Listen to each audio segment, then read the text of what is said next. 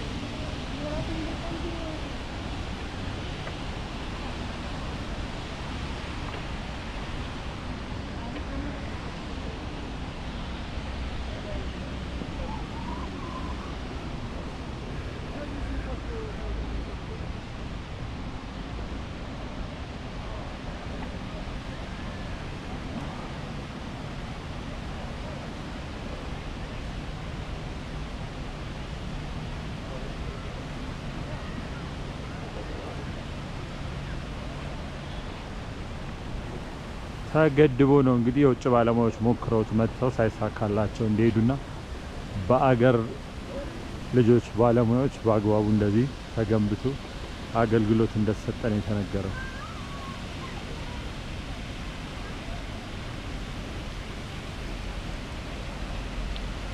በጀልባ የሚጓዙ ልጆች ያው እዛ ጋር ይታያሉ ከታያችሁ።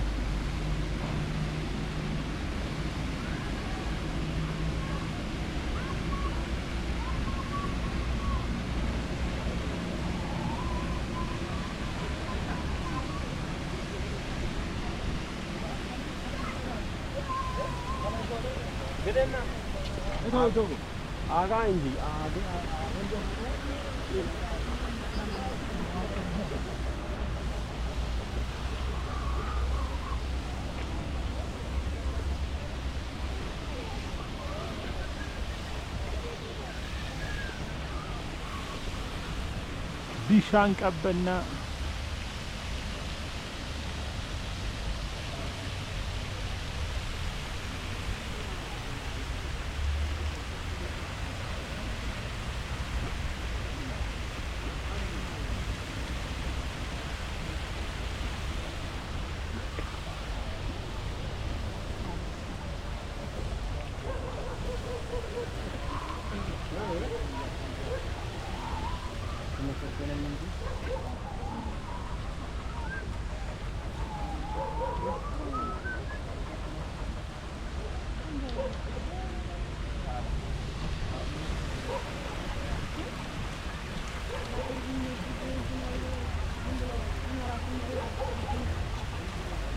በማታ ደግሞ ልዩ ገጽታ ሊኖረው እንደሚችል መገመት ይቻላል።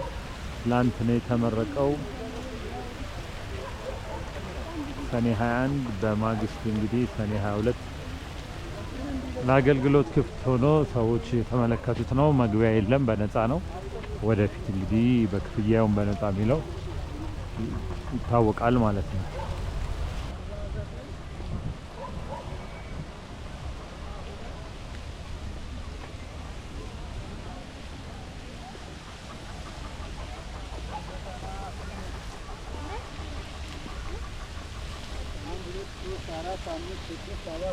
Thank you.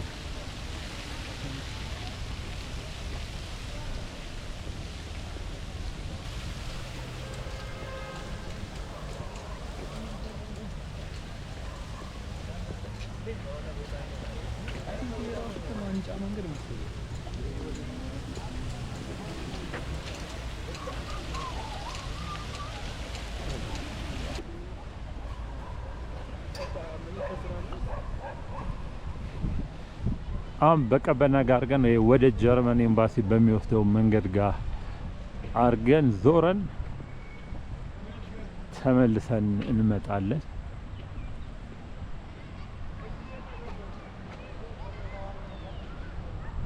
እዚህ ቀበና ፕሮጀክት ላይ ወደ 7 የሚጠጉ ካፌዎች እንደሚኖሩም ተነግሯል።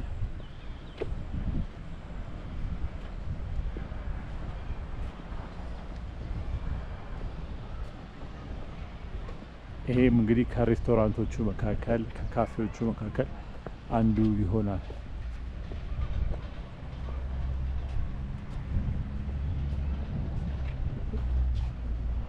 እዚህ ጋር ያለው ፓርኪንግ ነው። 7 የሚጠጉ ፓርኪንጎች በዚህ በቀበና ወንዝ ላይ እንደተገነቡና ወደ 700 አካባቢ መኪኖችን ሊያስተናግዱ እንደሚችሉም ተነግሯል።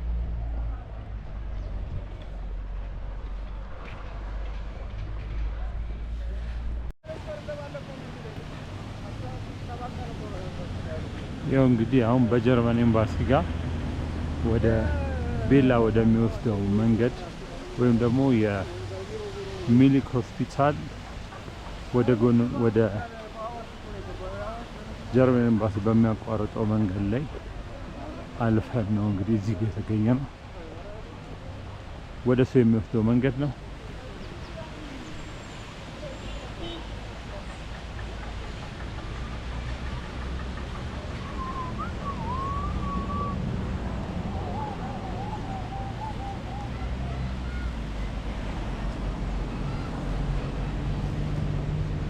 በጀልባ የሚንሸራሸሩ ሰዎች እዚህ እየተመለከትን ነው። ቀበናችን ይልሻል። በጀልባ ትላለህ።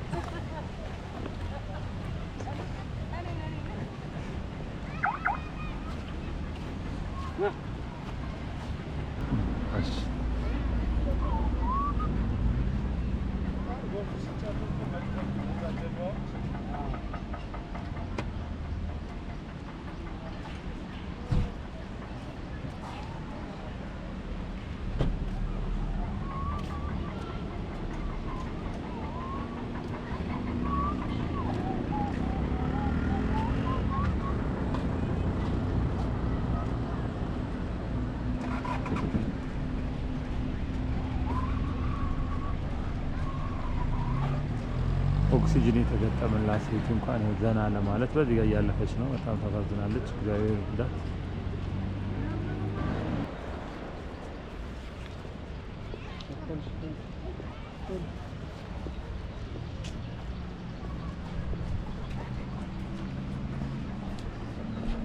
እዚህ ጋር የመስታወት ድልድይ ያለ ያስፈራልኛ ስላለመድ እንደዚህ ነገር ግን ያው ሞከርኩ ትንሽ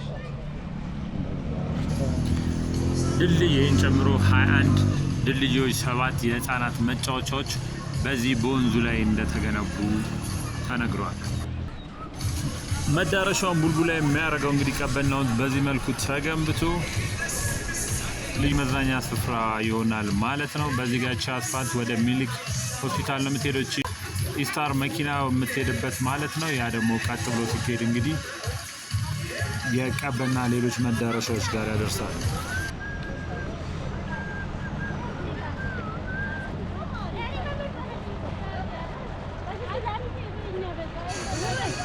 ይህ ጥቁር ቦርድ እንግዲህ ይህ የቀበና ወንዝ ላይ የተሰራው የቀበና ግድብ በጠቅላይ ሚኒስትር አብይ መመረቀውን የሚገልጽ ነው።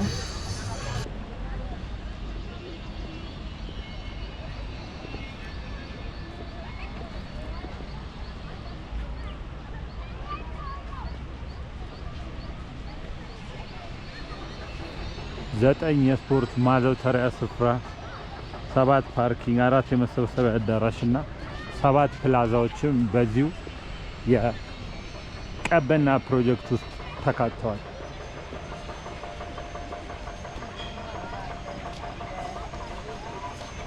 ህፃናት ከሚጫወቱበት ቦታ መካከል አንዱ እንግዲህ ይሄ እዚህ ጋር የጭቃ ማውካት ነው። ድሮ ልጅ ሆነን ጭቃ አቡክተን ስንገባ እንገረፍ ነበር። አሁን ጭቃ ስለጠፋ ህፃናት እንግዲህ ከፍለው በተለያየ ቦታ ላይ ጭቃ እያቦኩ እንደሚጫወቱ ይታወቃል። እዚህ ጋር ህፃናት ጭቃ እያቦኩ እየተጫወቱ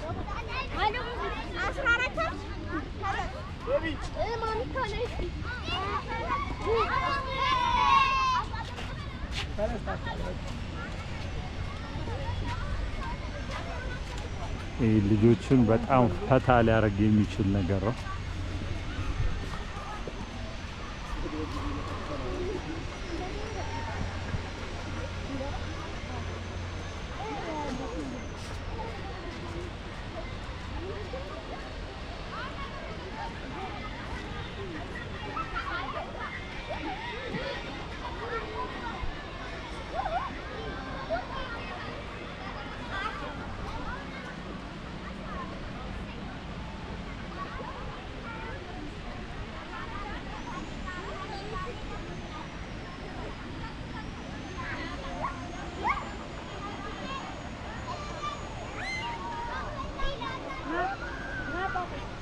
ከመገናኛ ወደ ቀበና መታችሁ ከዛ በስተቀኝ ታጥፋችሁ ወደ ቤላ የሚወስደው መስመር ነው። ፊት ለፊት ጀርመን ኤምባሲ ነው የሚገኘው። እንግዲህ ይሄ መስመር ነው በቀበና ፕሮጀክት ውስጥ እጅግ ዘመኑ የተሰራው። ልጆች ጭቃ እየተወራወሩ እየተጫወቱ ነው። እዚህ ጋር ካፌዎች፣ የልጆች መጫወቻዎች፣ ፓርኪንግ እና የመሳሰሉት ነገር ተሟልተውለታል። ይህ ፕሮጀክት እዚህ ጋር ልጆች በጭቃ ይጫወታሉ። እዛ ጋር ደግሞ በጀልባ የሚሄዱ ሁሉ አሉ። 21 የእግረኛ ድልድዮች፣ 3 ተንጠልጣይ ድልድዮች፣ 7 የእግረኛ የብረት ድልድዮች አሉ ተብሏል።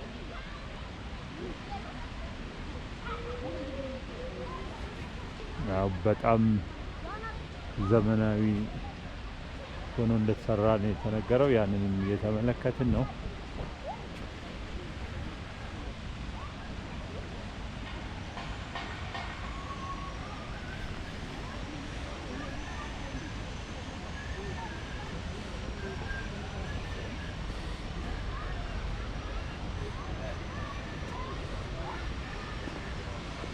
መሀል ላይ እንደዚህ አይነት የመስታወት ድልድዮች አሉ። እኛ ለዚህ አይነት ነገር በጣም አዲስ ስለሆንን በጣም ያስፈራል። ግን ያው መቼም እንደዚህ አይነት ነገር ጥብቅ ሳይሆን ይሰራል ተብሎ አይገመትም።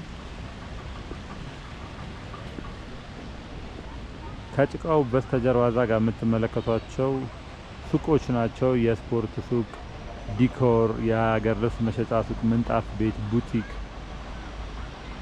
የህፃናት ልብስ መሸጫ ሱቅን የመሳሰሉ በርካታ ሾፖች አሉ።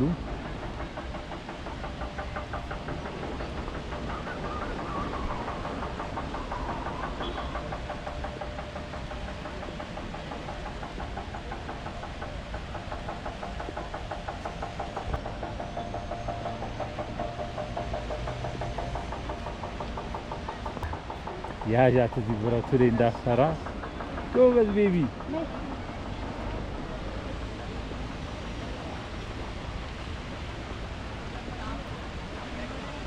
አያችሁ በጀልባ ቀበና እንግዲህ እስከ አቃቂ ድረስ የሚሄድ ወንዝ ነው። እኔ ተወልጄ ባደኩበት 22 አካባቢ ኡራኤል ቤተክርስቲያን ዝቅ ብሎ ባለው ቀበና ነው የምንለው። እዛ ወንዝ ላይ ብዙ ልጆች ዋኙ ነበር። ዛሬ ደግሞ ቀበና በጀልባ ተከስቷል ማለት ነው።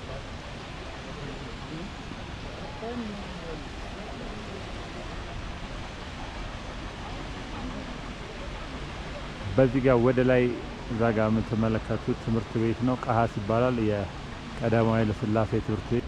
እስቲ በስተቀኝ በኩል ደግሞ ያለውን ላሳያችሁ። እዛ ጋር ያሉት በሙሉ ሾፖች ናቸው። ቡቲክ፣ ምንጣፍ ቤት፣ ሀገር ልብስ መሸጫ፣ የስፖርት እቃ መሸጫ፣ ጫማ ቤት፣ ዲኮር፣ የህፃናት ልብስ መሸጫ የመሳሰሉ ሌሎች ሱቆችም እዚሁ ተካተዋል። ይህ ፊት ለፊት የምትመለከቱት የፌዴራል ቤቶች ኮርፖሬሽን ቢሮ ነው። እዛ ውስጥ ቢሮ አላቸው። ከዛ በተረፈ ያው ቤቶች በኪቢያድ ስር ድሮ ኪቢያድ የምንለው በሱ ስር ቤቶች ለነዋሪዎች የሚኖሩባቸው ቤቶች አሉ ማለት ነው። በዚህ ጋር ቀጥ ብለን ከሄድን ቀጥታ ወደ 4 ኪሎ በስተቀኝ ከታጠፍን ደግሞ ወደ 6 ኪሎ እንሄዳለን ማለት ነው።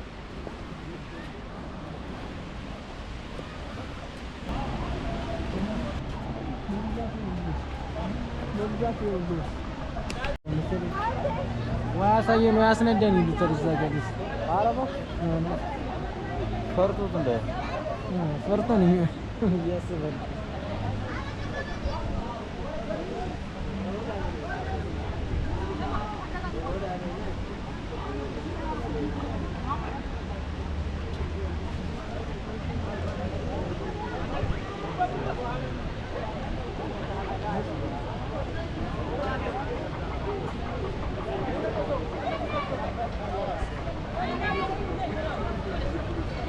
እየተከፈለ ነው የሚኬደው። ኦኬ አሁን ማስታወቂያ ስለሆነ በነፃ ሊሆን ይችላል። አሁን በነፃ ነው ያለው።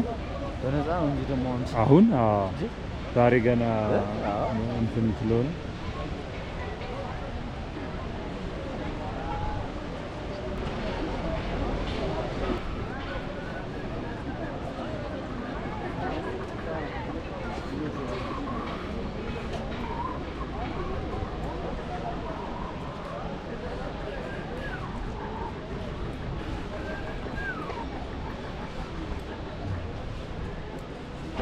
የልጆች የልደት እቃ መሸጫ ሱቅ እዚህ ጋር ደግሞ ካፌ አለ።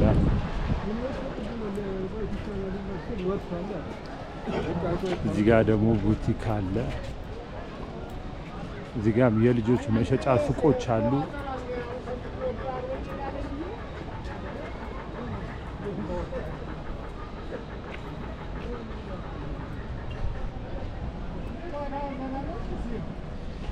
ይሄ የልጆች መጫወቻ እንደ ጭቃ ነው የሚቦካ። ድሮ በጭቃ ተጫውተን እንገረፍ ነበረ። ዛሬ ልጆች እየተከፈላቸው እየከፈሉ ጭቃ ያቦካሉ። ድሮ ግን ጭቃ ላይ ተጫውቶ የገባ ልጅ ተገርፎ ነው የሚወጣው። እንደ በሶ ነው የሚጨበጠው። የሆነ የአመድ አይነት እንደ አሸዋ አይነት ነገር አለው። ግን ለየት ያለ ነው። ይሄ የአሜሪካ ጭቃ አይነትም ነገር አይደለም። የአሜሪካ ጭቃ በተለምዶ የምንለው ይሄ መስታወት ማጣበቂያ የእነሱ አይነትም አለ። እንደ አሸዋ አይነት ነገር አለው።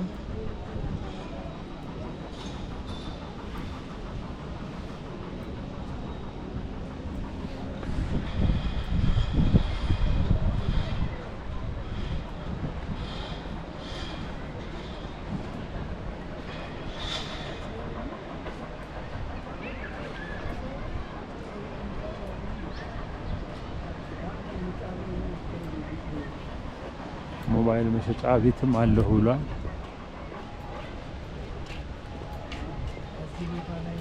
እዚህ ጋር ደግሞ የማዕድን አይነቶች ናቸው እነዛ። ይሄ ዲኮር ቤት ነው። ይሄ ጫማ ቤት ነው።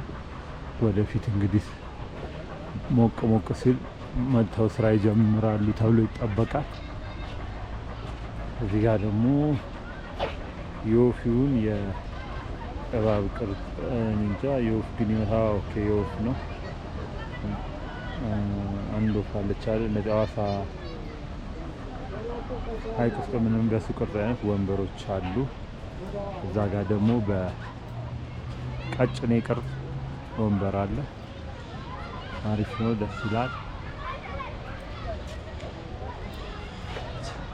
ጀርመን ኤምባሲ ወደ ላይ ከፍ ስንል ደግሞ የጫካ ፕሮጀክት እዛ ልደታ ማርያም ያለችበት እሱን እንመለከታለን። ወደዚህ ስንልም ደግሞ ቀሃስ ቀዳማዊ ኃይለ ሥላሴ ትምህርት ቤት እሱን እንመለከታለን።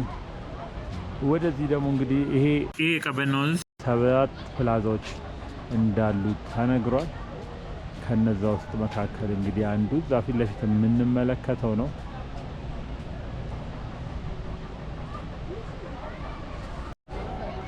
ባለሱቆቹ መቼም እድለኛ ናቸው። ምክንያቱም ደስ የሚል ነገር ከፊታቸው እያዩ እንደዚህ አይነት ቦታ መዋል አሪፍ ነው። ገበያው ከደራላቸው ማለት ነው። እርግጥ ገበያ ከሌለ የሚታይ ብቻ ነገር በቂ ሊሆን ይችላል።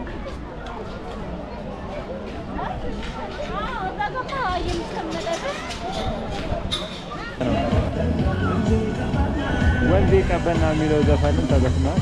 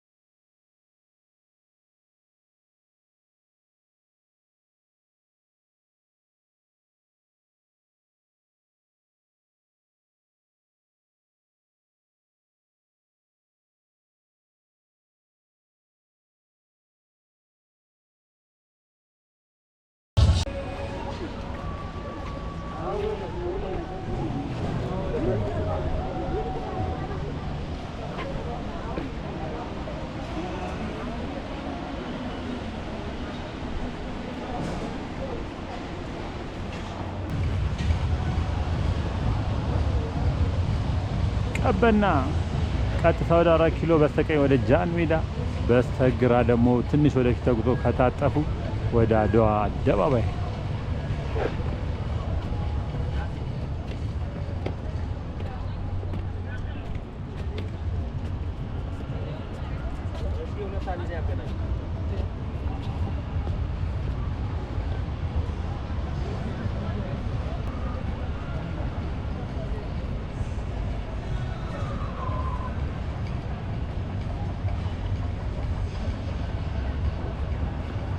አባቶቻችን የድሮዋን ቀበና ይናፍቋታል።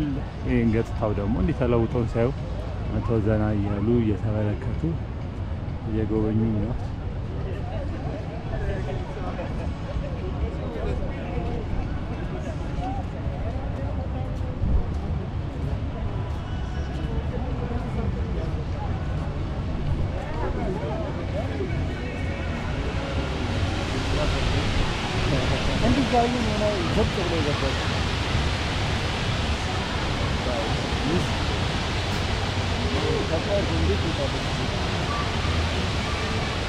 ከተመለከትኳቸው ሁሉ በጣም ደስ ያለኝ እዚህ ጋር የግድቡ ክፍል ነው።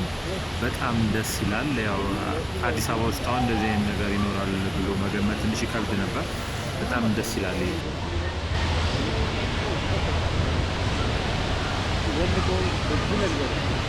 ሌላ ነገር ነው በአንድ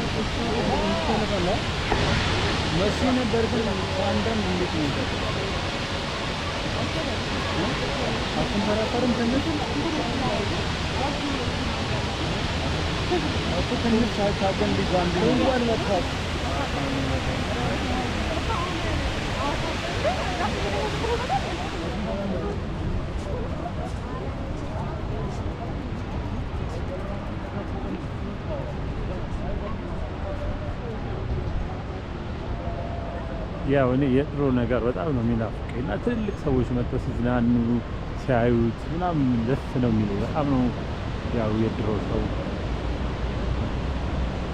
ባሎ ነው። ያው እናት አባቴን አስባለሁ። እናት አባቴ 80 ዓመት በላይ ስለሆኑ በዛ በእነሱ እድሜ ያለን ሰው ሳስብ በቃ መጥተው ሲዝናኑ ሲያዩ ደስ ይላል።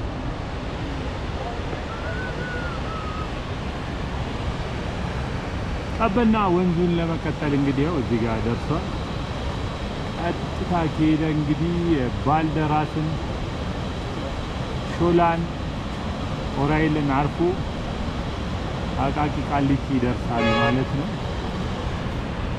ከዚህ ጋር እንግዲህ የመገናኛ መስመር ነው የምትመለከቱት። ራሽያ ኤምባሲ፣ ኬንያ ኤምባሲ፣ ቤልጂየም ኤምባሲ፣ እንግሊዝ ኤምባሲ ቀጥታ አልፋችሁ ስትሄዱ መገናኛ ትደርሳላችሁ። ያው አባቶቻችን እየመጡ ሲያዩ ያው ደስ ይላል። በዚህ ጋር ቀጥታ ከሄዳችሁ 4 ኪሎ፣ በዚህ ወደ በስተቀኝ ከታጠፋችሁ 6 ኪሎ።